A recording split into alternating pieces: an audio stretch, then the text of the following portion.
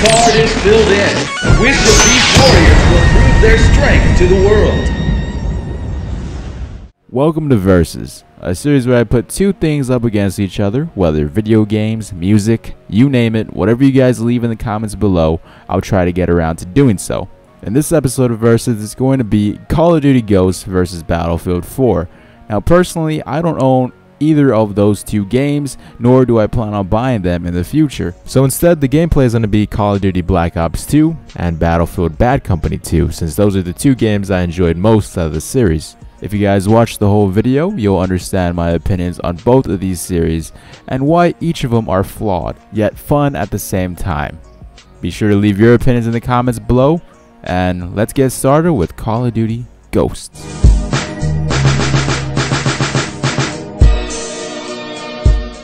Call of Duty. What an amazing game, is it not? Year after year, they pretty much produce the same quality content, and people buy it year after year after year. Don't fix something that isn't broken.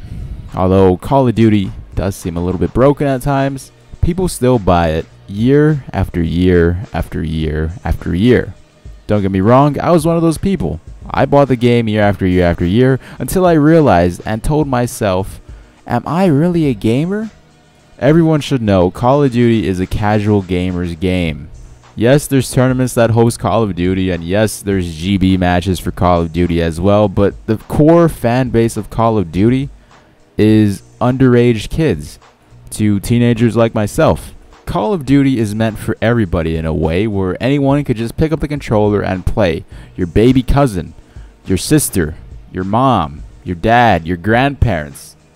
Anyone can play this game and actually get some kills and think they're good. At my school, there's people that talk about Call of Duty and how much they're good at Modern Warfare 2 and 1v1 me quickscoping. To them, they think they're good because it's a casual game. That's all they ever talk about because that's the only game they know how to play. Call of Duty revolutionized first-person shooters. I don't know whether it's for the better or worse. Their control scheme in a Call of Duty game made every other shooter almost copy that exact replica. They made it so by clicking in the left thumbstick you sprint, by clicking in the right thumbstick you knife. That control scheme is pretty much flawless, unlike their game that has a ton of flaws in it. People will always complain, no matter how hard you work on a video or in this case a game.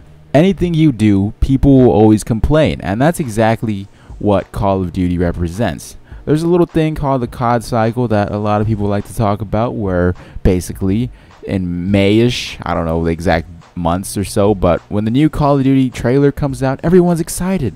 Everyone's, oh, the graphics look great. Said no one in the world, but the graphics look great. Oh, the gameplay. Ooh, I love the story that I'm only going to play for like 5 seconds. And then when the game actually comes out, they love it. It's the best game in the world, game of the year, hands down, no contest. But then a week or two later, oh, I don't like this. I don't like that. Fix this. What's his name? David Vandahar. Fix this. Even though if you don't make the game, fix this. And then especially YouTube commentators, they go on a long hiatus of trash talking the game that they said they once loved. Oh, but don't worry. Next year, another Call of Duty is coming out, and I'm going to get hyped for that game as well, said every COD commentator on YouTube. Even though I hate it, I'm probably going to pick it up just to get YouTube money and do some tips and tricks videos on it. But then after that, I could just continue and say how much I hate it. And I also believe that YouTube made Call of Duty a lot worse and a lot more hated than it should be. With the integration of recording your content with the PS4 and Xbox One, there's going to be a lot more 10 to 12-year-olds posting to YouTube and live streaming of their amazing Call of Duty clips and of their amazing Call of Duty montages. Call of Duty is fun to play at times when you have nothing else to do. Maybe some of your friends are playing it and you decide, I'll hop on, play a game or two. My personal favorite Call of Duty is Call of Duty Black Ops, the first one. I spent so much time on that game, the most I've spent in any other Call of Duty, and I believe I was a 9th prestige. That may not seem high, but to me, that I spent a lot more time in that game than in any other shooter other than Halo 3. And Call of Duty Ghosts is actually the first Call of Duty that I'm not going to buy. In my opinion, it's stealing a lot of Battlefield's material, or at least it's trying to be. It has bigger maps, it has somewhat destructible buildings where you could like break some small object and it'll cause a little bit of a difference in the map. Why they made small destructible events and why they made a dog follow you as a kill streak is beyond me. I don't even know if he is a kill streak. I think he just follows you every time. He might be a kill streak, I don't know. Never played it, never will play it. But just from what I've seen, I could tell that. The Call of Duty series isn't really a bad game, other than the fact that it's overpopulated. It's a fun game to pick up and play with your friends, has fast-paced action, and makes anyone feel a pro at the game. It's also not as time-consuming as a Battlefield series game would be. Sometimes you just got out of school, got off of work, you come home, you could only play for like 30 minutes to an hour, and you could play a couple of games within that time period, unlike Battlefield where you have to sit there and probably play one match for an hour or two even. So in sense, Call of Duty Ghosts is a good game for all you casual gamers out there. Like I said many times in this video, I personally won't be buying it. And to those of you that have bought it or are thinking about buying it, just ask yourself, am I buying it to play with my friends or to solely play by myself and have fun with it? Because if you're doing the second option, are you really a gamer or are you a casual gamer?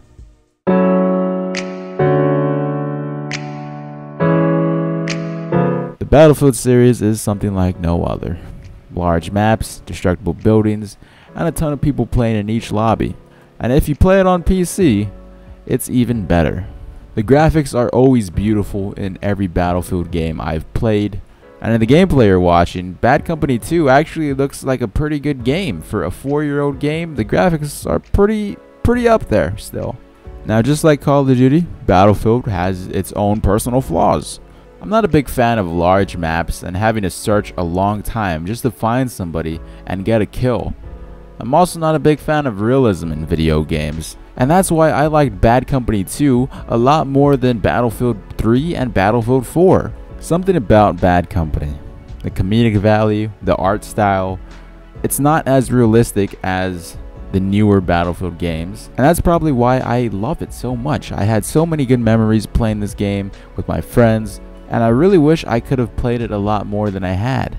Please EA, please DICE, make Bad Company 3 for the next gen consoles or PC. Do something with this series because this is something that I would love to play. Now I have played Battlefield 3. The reason why I didn't put it as the gameplay is because I don't enjoy playing it. Realism is okay in games, but realism in shooters, I don't like that. Maybe people that play Battlefield actually want to feel like they're in a war scenario, and everyone has their different taste in games, and that just doesn't happen to be mine. Along with the realism, I don't like driving airplanes, driving tanks. That's just not my style of a shooter. Yeah, it's cool to blow up stuff in a tank, but I feel like whenever I use vehicles, I just blow up, basically. Maybe because I'm not good at shooter games as I once was, and that's completely understandable. Battlefield is not an easy game to pick up and play compared to Call of Duty. I really hope Battlefield isn't encouraged to go in the direction Call of Duty is, because Call of Duty seems to be trying to go in the direction Battlefield is going. So I hope Battlefield stays Battlefield, and I hope Call of Duty remains Call of Duty. And I forgot to mention, Call of Duty revolutionized the control scheme and revolutionized the modern shooters in today's society. But what happens to the old school shooters? You know, Call of Duty 2. Like, not like that's an old school game, but the old school games where you're in World War II and you're in Vietnam. And that's one of the reasons why I love Bad Company 2 as well. They had an amazing DLC expansion pack, Vietnam, and it was basically like its own separate game.